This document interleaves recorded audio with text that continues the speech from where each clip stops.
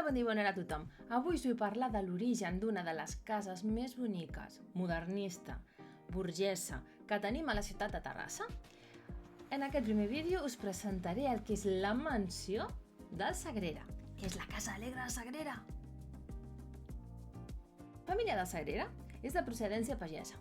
En Joan Sagrera va ser un camperol que va emigrar del Papiol a Terrassa a finals del segle XVII. El seu net era sabater i el seu besnet va mantenir l'ofici fins al 1772, moment en què es va autoproclamar negociant i procurador. Va ser batlle reial de la vila de Terrassa i va entrar en el negoci de la llana associat amb altres fabricants de la vila. El seu fill, Joaquim, va néixer en el 1777, qui seria el responsable de bastir la primera mansió del Sagrera a principis del segle XIX. La família havia passat en poc temps de menestral a burgesa gràcies a les seves habilitats negociant, una bona relació amb les autoritats, una molt bona política matrimonial, inversions, però sobretot gràcies a la fabricació i al comerç dels teixits de llana. La fàbrica estava constituïda per una sèrie de dependències properes a la residència familiar. Bàsicament, distribueixen feina a domicili i a casa s'encarreguen d'alguna de les fases d'aquest procés tèxtil, com era la preparació, el cardatge i els acabats. El que és la filatura s'encarreguen les dones de la vila o d'algun poble de la comarca, i el que és la teixidura s'encarrega als artesans tant de la vila com del terme. 1802, Terrassa ja té 8 fàbriques de draps de llana per a les quals treballen pràcticament la meitat dels seus 3.672 habitants. Homes, dones i infants compaginen aquesta feina feta als domicilis familiars i cobrant tant la peça amb els treballs agrícoles, amb petits horts i vinyes familiars com fent de jornalers a les masies del terme. La Guerra del Francès va aturar tant el desenvolupament de la vila com els negocis del Sagrera. Joaquim Sagrera va mantenir una clara posició antifrancesa durant el conflicte, que li va valer una aureola d'heroi àmpliament destacada per la bibliografia tradicional terrassenca. Fou empresonat i va tenir grans pèrdues econòmiques, ja que va gastar bona part de la seva fortuna equipant tropes per lluitar contra els invasors. La mansió familiar també va patir les conseqüències, fou saquejada i incendiada. Fins a la seva mort, el 1825, Sagrera va mantenir una important presència a la ciutat. L'hereu de Joaquim Sagrera és el seu fill, Anton, qui continua sent el cap d'una família benestant de la ciutat, però que no es mou dintre el que és l'elit industrial. Tenen els seus negocis, com són les hortes de Sant Fruitós que estan darrere de casa seva, terres arrendades i treballades per masovers, i fins a finals del segle XIX continuen mantenint el que és el sistema menestral de la fabricació tèxtil, però sense entrar en la producció fabril.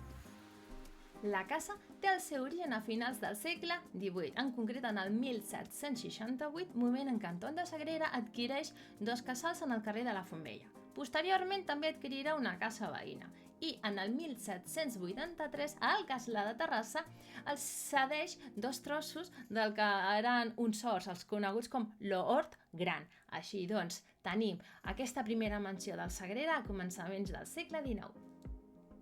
Al setembre de 1807, Joaquim de Sagrera, a la seva correspondència, parlava d'obres a la residència i feia referència a les pintures i a la decoració de la casa, concretament dirigides al pintor barceloní Josep Arrau i Estrada, professor de l'Escola de Nobles Arts de la Llotja de Barcelona, on demanava acabar la feina abans del naixement de l'hereu de la família, en Tomàs de Sagrera i Font.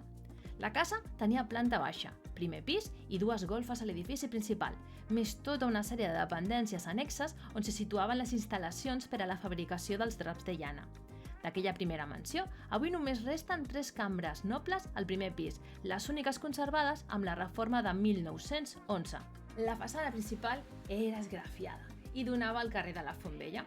En aquesta planta baixa és on estaria ubicada l'entrada. Trobaríem una estança amb perxes i taulells per poder penjar el que eren els draps de llana, així com un gran aparador. També localitzaríem el que era la cuina, ben preparada, amb cassoles, paelles, tot d'estris necessaris per cuinar.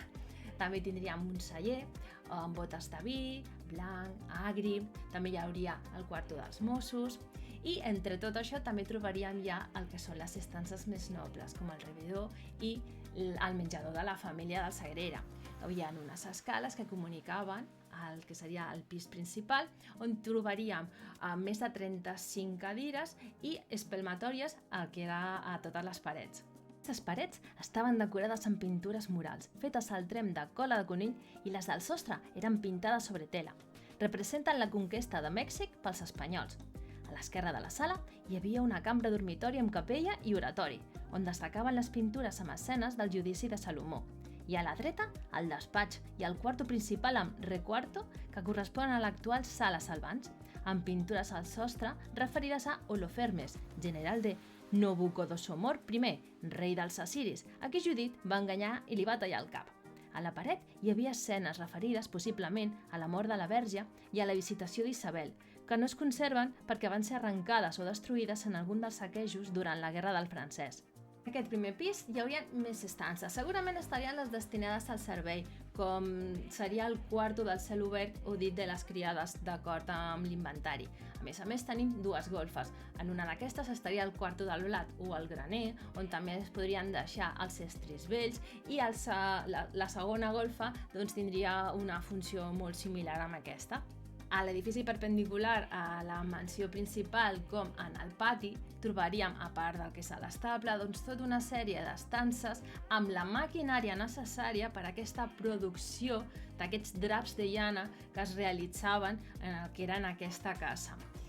Bé, fins aquí el que ha sigut l'origen, no? El que donarà pas al que ara tots i totes coneixem com la Casa Alegre de Sagrera i que us explicaré en un altre vídeo.